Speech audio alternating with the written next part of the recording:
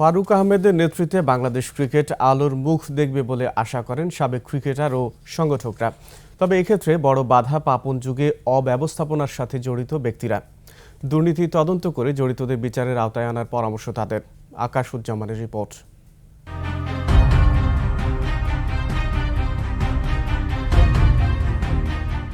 ক্ষমতার পালাবদলে পদত্যাগ করতে বাধ্য হয়েছেন এক যুগ চেয়ার আঁকড়ে থাকা পাপন।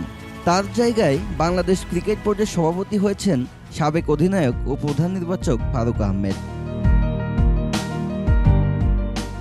250-টিরও বেশি ডিজাইন অপশন নিয়ে ওয়ালটন স্মার্ট ফ্রিজ, বোঝে আপনার প্রয়োজন। 12 বছরে অবকাঠামোগত উন্নয়ন কেন হয়নি? কেন আসেনি বড় শিরোপা?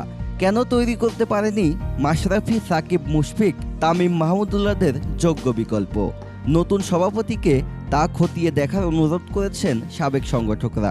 40-50টা টিম এই কোয়ালিফাইংয়ে খেলতো, তখন মাত্র 5,000 টাকা ফি ছিল, সেটাকে 5 লক্ষ টাকা করে দেওয়া হয়েছে নিজস্ব স্বার্থসিদ্ধির জন্য।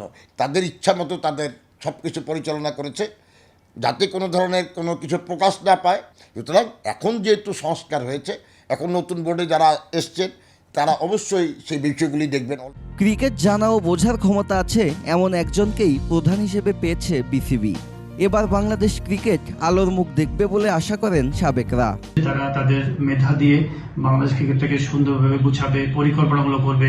আমাদের দেশে যে জায়গাগুলোতে ঘাটতি আছে, প্রচুর পরিমাণ অনেক জায়গায় ঘাটতি, সেই জায়গাগুলো যেন ডেভেলপ করে একদম চ্যালেঞ্জিং মোডে, আমি বলবো যে ওয়ার্ল্ড ক্রিকেটের একটা টিম যেন হয় বাংলাদেশ, সেই পরিকল্পনা যেন তারা হাতে নেয়।